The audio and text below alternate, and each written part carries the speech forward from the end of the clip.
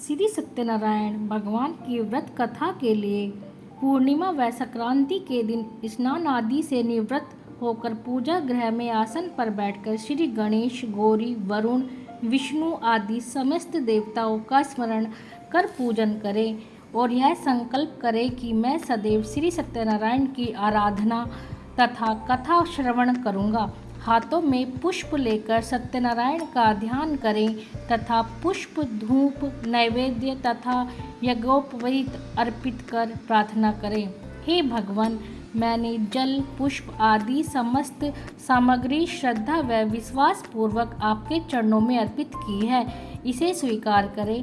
आपको बारंबार प्रणाम है। इसके बाद श्री सत्यनारायण की कथा पढ़ें या श्रवण करें। प्रथम अध्याय।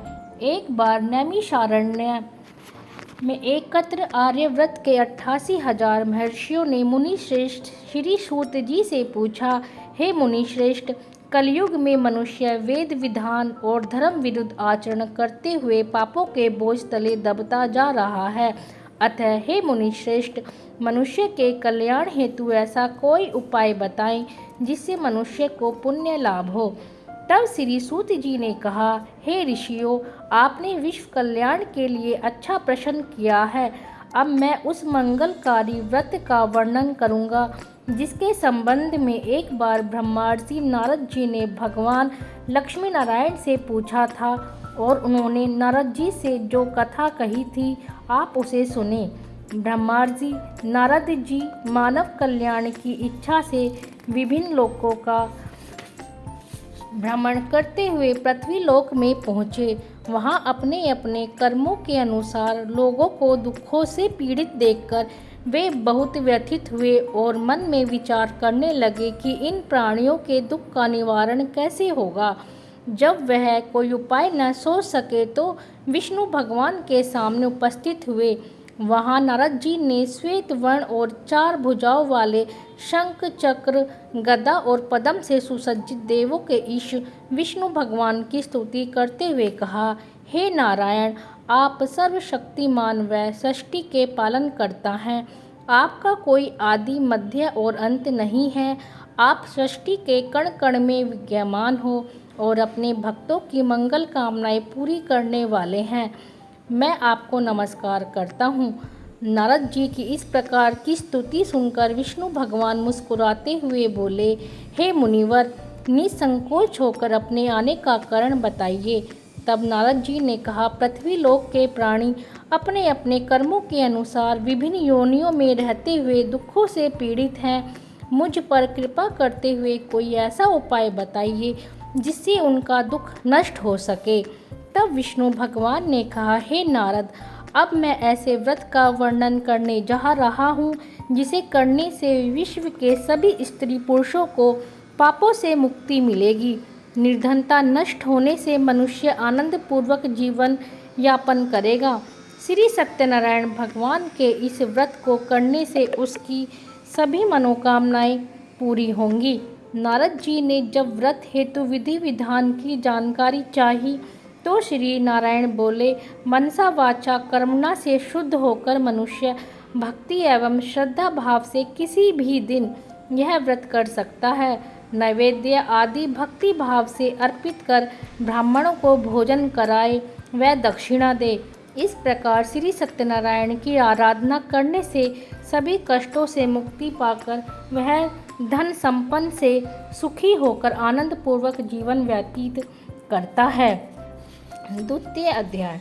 श्री सूत जी बोले, हे ऋषि मुनियों, अब मैं आप सबको उस निर्धन ब्राह्मण की कथा सुनाने जा रहा हूँ जिसने श्री सत्यनारायण भगवान का सबसे पहले व्रत किया। प्राचीन समय में वह निर्धन ब्राह्मण काशी में रहता था। भिक्षा मांगकर वह अपना जीवन यापन कर रहा था। ब्राह्मण की दुर्दशा देखकर ब्राह्मणों से प्रेम करने वाले श्री सत्यनारायण भगवान ने एक दिन बूढ़े व्यक्ति का रूप परिवर्तित कर उसके पास जाकर आदर से पूछा, हे ब्राह्मण देवता, तुम इस तरह घर घर भिक्षा मांगकर अनेक कष्टों को सहन करते हुए कैसे जीवन यापन कर रहे हो। दरिद्र ब्राह्मण ने कहा, हे मित्र, आय का कोई साधन न होने के कारण मैं भिक्षा मांगकर अपना जीवन यापन कर रहा हूँ। निर्धन ब्राह्मण की बात सुनकर बूढ़े व्यक्ति ने कहा, हे मित्र, श्री सत्यनारायण भगवान का व्रत करने से सभी कष्टों का निवारण हो जाएगा। श्री सत्यनारायण भगवान की पूजा आराधना करने से तुम्हारी सभी मनोकामनाएं पूरी होंगी और तुम्हारे घर में धन संपत्ति की वर्षा होगी। ब्राह्मण को व्रत करने की विधि बताकर सत्यनारायण भगवान अंतर ध्यान हो गए। निर्धन ब्राह्मण ने बूढ़े व्यक्ति द्वारा बताए व्रत को करने का निश्चय किया। उस रात उसे नींद नहीं आई। वह व्रत करने के बारे में ही सोचता रहा और रात भर श्री सत्यनारायण भगवान का स्मरण करता रहा। प्रातः उठकर सत्यनारायण भगवान का व्रत रखने का निश्चय करता हुआ निर्धन ब्राह्मण भिक्षा मांगने के लिए निकल पड़ा। उस दिन ब्राह्मण को भिक्षा में बहुत धन मिला। घर लौटकर उसने अपने आसपास के लोगों के साथ श्री सत्यनारायण भगवान की पूजा करने व उन्हें व्रत कथा सुनाने के बाद सभी को प्रसाद देकर स्वयं भी प्रसाद ग्रहण किया। कुछ ही दिनों में ब्राह्मण की निर्धनता दूर हो गई। उसके घर में धन धान्य की वर्षा होने लगी। हे श्रेष्ठ मुनियों, अब मैं आपको उन लोगों की भी कथा सुनाता हूँ जिन्होंने उस ब्राह्मण से श्री सत्यनारायण भगवान की व्रत कथा सुनकर यह व्रत किया और उनके कष्ट दूर हुए। धन संपत्ति से संपन्न उस ब्राह्मण ने हर माह नियमित रूप से व्रत करते हुए जब अगले माह श्री सत्यनारायण भगवान का व्रत किया तो उस व्रत में बहुत से बंधु बांधव और मित्र सम्मिलित हुए। उसी समय एक बूढ़ा लकड़हारा वहां से गुजरा।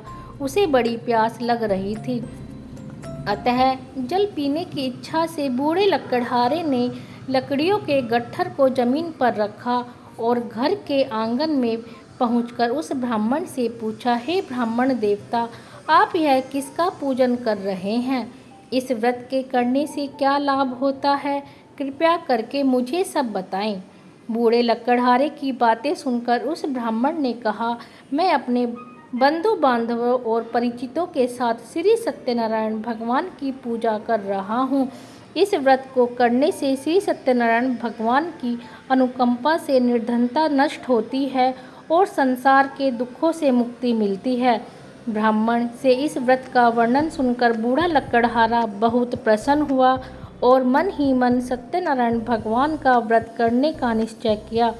चलते हुए लकड़हारे ने मन में सोचा, आज लकड़ियाँ बेचने से जो धन मिलेगा उस धन से मैं श्री सत्यनारायण भगवान की पूजा करूँगा। ऐसा विचार करने से उस दिन लकड़हारे को लकड़ियों के अधिक रुपए मिले। लकड़हारे ने उन रुपयों से केले, घी, दूध, दही, गेहूं का आटा और शक्कर खरीदा। घर लौटकर लकड़हारे ने देवों की प्रिय काशी नगरी में श्री सत्यनारायण भगवान की पूजा की और उस पूजा में उसके परिवार के व आसपास के लोग भी सम्मिलित हुए। श्री सत्यनारायण भगवान की पूजा और व्रत कथा सुनने के बाद लकड़हारे ने प्रसाद बांटकर स्वयं भी प्रसाद ग्रहण किया। सत्यनारायण भगवान की अनुकंपा से लकड़हारे के घर में धन धान्य की वर्षा होने लगी। उसकी निर्धनता दूर हो गई। श्री सत्यनारायण भगवान की पूजा करते हुए लकड़हारा आनंदपूर्वक जीवन यापन करता हुआ अंत में मोक्ष को प्राप्त कर वैकुंठ धाम को चला गया। तीसरा अध्याय। श्री सूत जी बोले, हे ऋषि मुनियों, अब मैं आपको आगे की कथा सुनाता हूँ। प्राचीन समय में कनकपुर के उल्कामुख नामक एक बुद्धिमान तथा सत्यवादी राजा राज करता था। वह प्रतिदिन मंदिर में जाकर श्री सत्यनारायण भगवान की पूजा करता था और निर्धनों को अन्न, वस्त्र और धन दान करता था। उसकी पत्नी सुभद्रा बहुत सुशील थी। वे दोनों हर महीने श्री सत्यनारायण भगवान का व्रत करते थे। श्री सत्यनारायण की अनुकंपा से उनके महल में धन संपत्ति के भंडार भरे थे। उनकी सारी प्रजा बहुत आनंद से जीवन यापन कर रही थी। एक बार राजा और रानी बहुत से लोगों के साथ जब भद्रशिला नदी के किनारे श्री सत्यनारायण भगवान की पूजा कर रहे थे तो नदी के किनारे एक बड़ी नाव आकर ठहरी। उस नाव में एक धनी व्यापारी यात्रा कर रहा था। वह बहुत सा धन कमाकर अपने नगर को लौट रहा था। उसका सारा धन उस नाव में रखा हुआ था। नाव से उतरकर व्यापारी राजा के समीप पहुंचा। राजा को पूजा करते देख उसने कहा, हे राजन, आप इन सब लोगों के साथ मिलकर किसकी पूजा कर रहे हैं? इस पूजा के करने से मनुष्य को क्या लाभ होता है? राजा ने व्यापारी से कहा, हम हर पूर्णिमा को सत्यनारायण भगवान का व्रत करते हैं और फिर पूजा अर्चना के बाद भगवान का प्रसाद लोगों को बांटकर स्वयं भी प्रसाद ग्रहण करते हैं। सत्यनारायण भगवान की पूजा से दुखियों के सारे दुख दूर होते हैं। राजा की बात सुनकर व्यापारी ने कहा, हे राजन, मैं भी सत्यनारायण भगवान का व्रत करना चाहता हूँ। कृपया मुझे इस व्रत को करने का विधि बतलाएं। राजा ने व्यापारी को सत्यनारायण व्रत की पूरी विधि बताई। राजा ने व्रत कथा सुनने के बाद व्यापारी को भी प्रसाद दिया। श्री सत्यनारायण भगवान का स्मरण करते हुए व्यापारी ने प्रसाद ग्रहण किया और लौटकर अपनी पत्नी लीलावती से कहा, हमारी कोई संतान नहीं है। यदि सत्यनारायण भगवान की अनुकंपा से हमारी कोई संतान हुई तो मैं श्री सत्यनारायण भगवान का व्रत अवश्य करूँगा। व्यापारी के ऐसा निश्चय करने के कुछ समय बाद लीलावती गर्भवती हुई। 10वें महीने में उसने एक सुंदर कन्या को जन्म दिया। व्यापारी ने पुत्री जन्म पर बहुत खुशियां मनाई, लेकिन सत्यनारायण भगवान का व्रत नहीं किया। जब उसकी पत्नी लीलावती ने अपने पति से व्रत करने के लिए कहा तो वह बोला, अभी क्या जल्दी है, इसका विवाह होगा तो मैं अवश्य ही श्री सत्यनारायण भगवान का व्रत करूँगा। अपने पति के वचन सुनकर लीलावती चुप रह गई। व्यापारी की कन्या कलावती शुक्ल पक्ष के चंद्रमा की तरह बढ़ने लगी। एक दिन व्यापार में बहुत सा धन कमाकर घर लौटे व्यापारी ने अपनी बेटी को सहेलियों के साथ उपवन में घूमते देखा तो उसे उसके विवाह की चिंता होने लगी। व्यापारी ने कलावती के लिए सुयोग्य वर ढूंढने के लिए अपने सेवकों को दूर दूर के नगरों में भेजा। व्यापारी के सेवक कंचनपुर नगर में पहुँचे। उस नगर में उन्होंने एक वणिक पुत्र को देखा। वणिक पुत्र अत्यंत सुंदर और गुणवान था। सेवकों ने वापस लौटकर व्यापारी को उस वणिक पुत्र के बारे में बताया। व्यापारी उस सुंदर लड़के को देखकर बहुत प्रसन्न हुआ और कलावती का विवाह बहुत धूमधाम से उसके साथ कर दिया। दहेज में उसने वणिक पुत्र को बहुत सा धन दिया। कलावती का विवाह भी हो गया, लेकिन व्यापारी ने श्री सत्यनारायण भगवान का व्रत नहीं किया। लीलावती ने अपने पति से कहा, नाथ, आपने कलावती के विवाह पर श्री सत्यनारायण भगवान का व्रत करने का निश्चय किया था, अब तो आपको व्रत कर लेना चाहिए। पत्नी की बात सुनकर व्यापारी ने कहा, अभी तो मैं अपने दामाद के साथ व्यापार के लिए जा रहा हूँ। व्यापार से लौटने पर श्री सत्यनारायण भगवान का व्रत पूजा अवश्य करूँगा। यह कहकर व्यापारी ने कई नावों में सामान भरा और अपने दामाद तथा सेवकों के साथ व्यापार के लिए निकल पड़ा।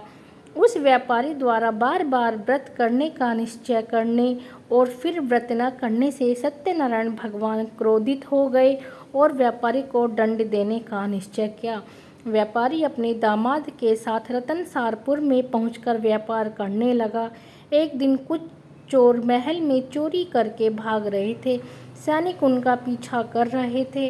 भागते हुए चोरों ने सैनिकों से बचने के लिए चोरी का धन अवसर पाकर व्यापारी की नावों में छिपा दिया।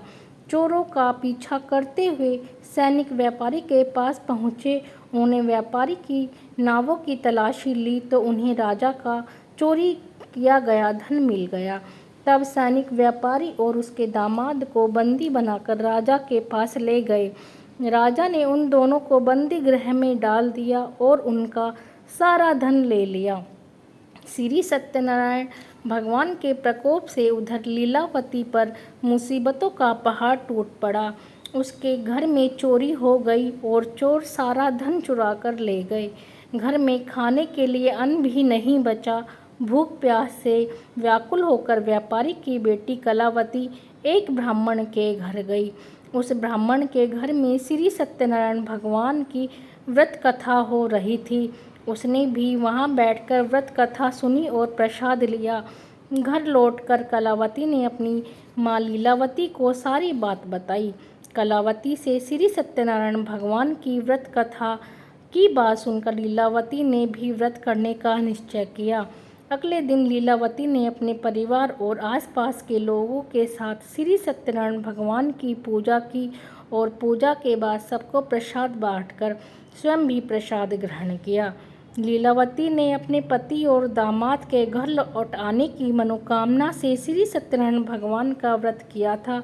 लीलावती के विधि पूर्वक व्रत करने और प्रसाद ग्रहण करने से श्री सत्यनारायण भगवान ने प्रसन्न होकर उसकी मनोकामना पूरी की। उन्होंने राजा चंद्रकेतु को स्वप्न में दर्शन देकर कहा, हे राजन, व्यापारी और उसका दामाद बिल्कुल निर्दोष है। सुबह उठते ही दोनों को मुक्त कर दो, उन दोनों का सारा धन भी वापस लौटा दो।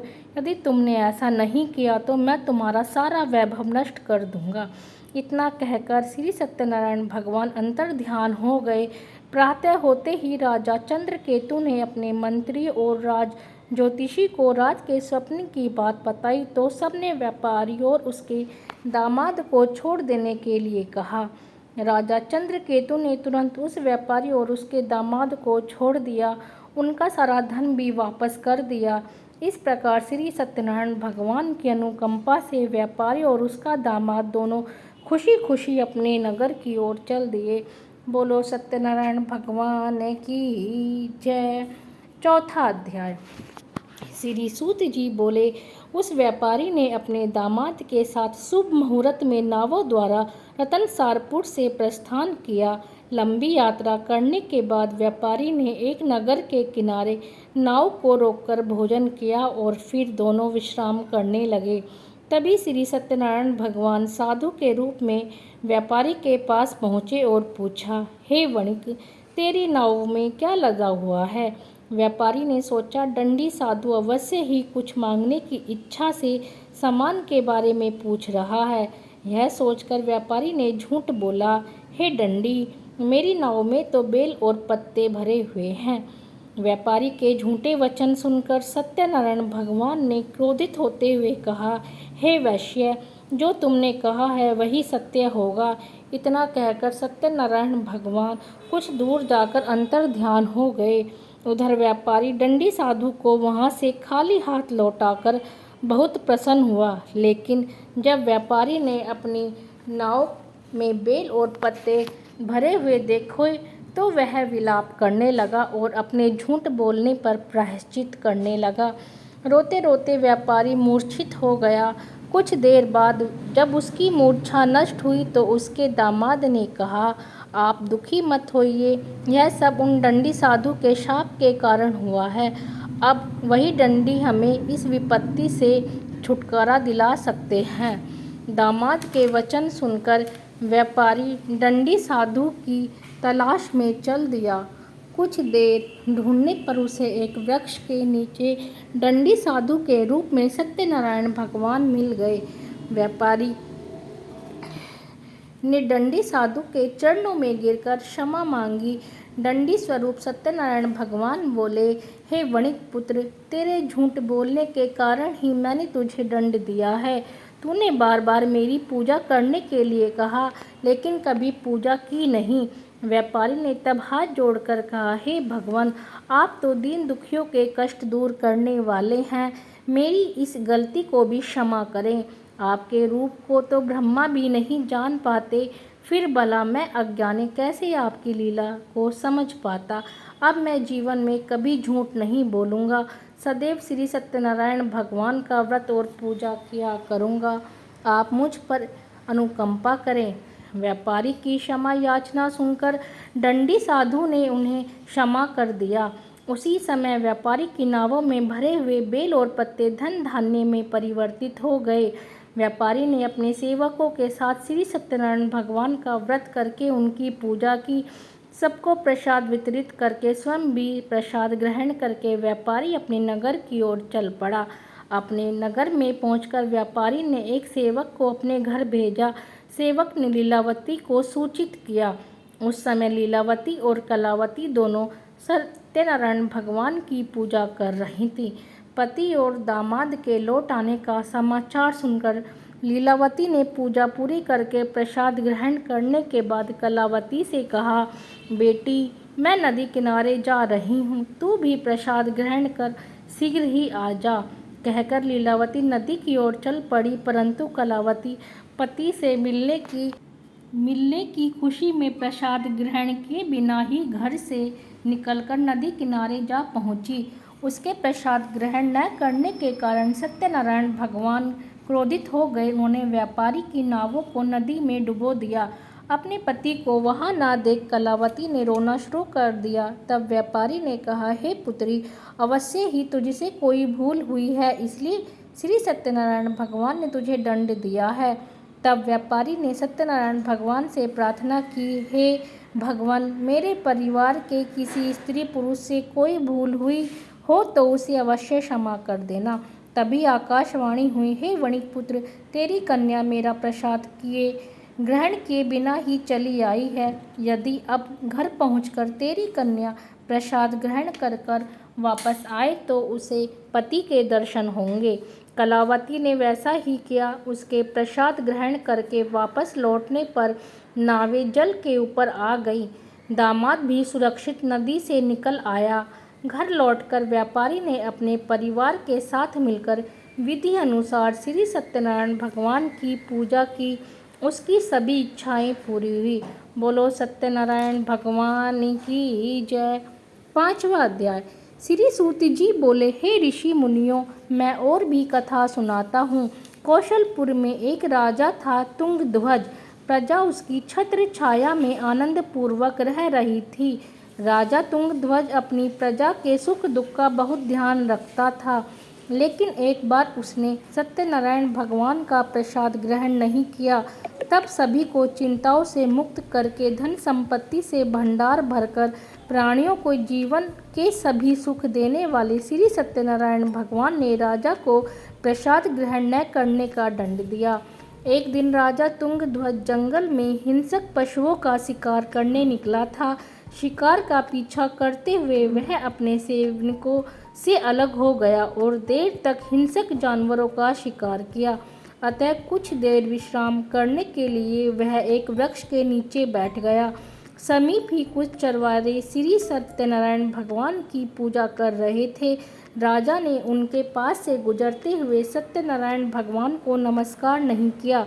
चरवाहों ने राजा को पूजा के बाद प्रसाद दिया तो राजा ने प्रसाद भी ग्रहण नहीं किया और घोड़े पर सवार हो अपने नगर की ओर चल दिया। राजा जब नगर में पहुंचा तो देखा कि उसका सारा वैभव नष्ट हो गया है। श्री सत्यनारायण के प्रकोप से राजा निर्धन हो गया। तब राज ज्योतिषी ने राजा से कहा, महाराज, आपसे अवश्य ही कोई भूल हुई है। अगर आप उस भूल का प्रायश्चित कर लें तो सब सुख पहले जैसा हो जाएगा। राजा को तुरंत अपनी भूल का स्मरण हो आया। अतः मंदिर में जाकर राजा ने श्री सत्यनारायण भगवान से क्षमा मांगी और उनकी पूजा की।